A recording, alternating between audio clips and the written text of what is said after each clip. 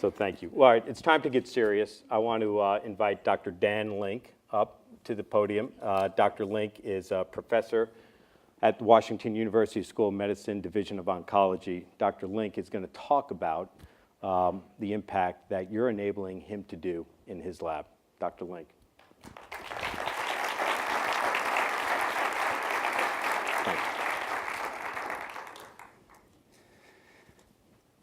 Well, thanks, Jay. It's going to be hard to follow that video. You know, when Jay first asked me to speak, I really jumped at the opportunity. Of course, that was before I found out there was going to be a major winter storm. But seriously, you know, it was an opportunity for me to share some of the exciting research that's going on down at the Siteman Cancer Center. And it maybe even more importantly, an opportunity to provide you guys a sense for just how important the work that you're doing, the contributions in terms of how it helps the cancer mission. And so I was going to share with you the research that I'm part of, that it's been sponsored in large part by Pedal for the Cause. This is a Team Science Awards, one of the largest grants that the Pedal for the Cause supports. It's a team of physicians and PhDs. It's led by John DiPerzio. And our specific research is to develop immunotherapy for leukemia. Let me tell you a little bit about what that means. I want to start with what leukemia. I think most of you guys know leukemia is a cancer of the blood. And it leads to an accumulation of blast in the peripheral blood. And this is a bad kind of cancer. And this is illustrated by this slide. And I show this for two reasons. Look at the survival. It's less than 10%. And what's really disturbing about the slide is that over the past 40 years, we've made very little progress. So I think the idea is that to mix different types of chemotherapy and we're just not getting anywhere. We need novel approaches. And the approach that we have taken is immunotherapy. And frankly, this is one of the most exciting new developments in cancer therapy in the last 20 years, I believe. In fact, Science has called this, the journal Science published a paper calling this a paradigm shift in cancer therapy. So let me run you through that. I think most of you know the immune system's major job is to fight infection, right? But it turns out the immune system also controls cancer. It can kill cancer cells. But what happens when people develop cancer is the cancer cells have escaped from immune clearance. And so immunotherapy is a way of trying to re-educate the immune system to find and kill cancer cells. And there's been some striking successes in this area. Now I'm going to just briefly run through the specific research that we're doing. The first project is led by John DiPerzio, Mike Reddick, and Jeffrey Wee. And it's based on a very cool idea in my view. So their idea is that in the top there is a T cell. That's an immune cell, okay?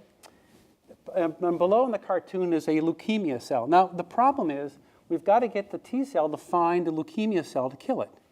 And so what John has done in his group is they've taken an antibody that recognizes that lymphocyte and an antibody that recognizes the AML, and they have hinged them together to form a chimeric antibody.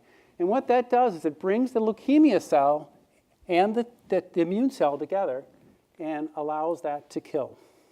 So this is a very exciting novel approach that is currently being tested at Washington University.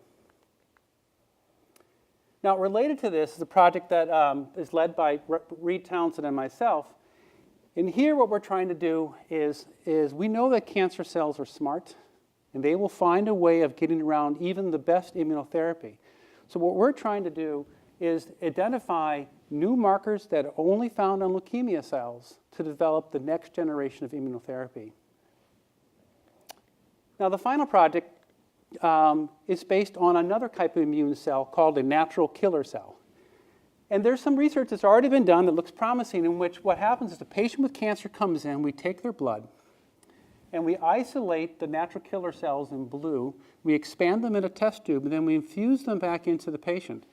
And what will happen is a natural killer cell will find and kill the leukemia or other cancer cells to a degree. The problem is these cells don't last very long, and so sometimes the responses are not very prolonged. So Todd Feniger and Rizwan Romney have developed a technique where they can stimulate these natural killer cells with various drugs and hormones so that when they're infused back into the patients, they're much more active and last longer. And again, this is a brand new trial that's just ongoing at the Siteman Cancer Center. So I wanted to end with just this kind of perspective. Okay, most of the funding that's available to cancer researchers comes from the National Institutes of Health, in particular for cancer from the National Cancer Institute. And I'm showing you here is the inflation-adjusted dollars. Okay, you can see that over the last 10 years, it's gone down. And look at the funding rate. If I submit a proposal to the NIH, my success rate used to be 25%. Now it's about 15%. I can tell you the real practical consequence of this is that if you have a risky grant, a risky idea, a novel idea, innovative idea, nowadays we have very little chance of getting that funded. That's not what the NIH wants to do. This is where the funding that comes from the Pedal for the Cause, it plays such a crucial role. It allows us to be innovative and take risk.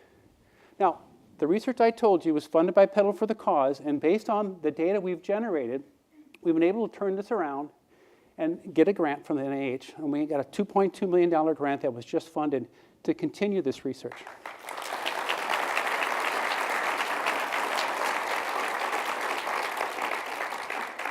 So on behalf of the team science players, team members on the Siteman Cancer Center, Children's Hospital, we really, truly thank you.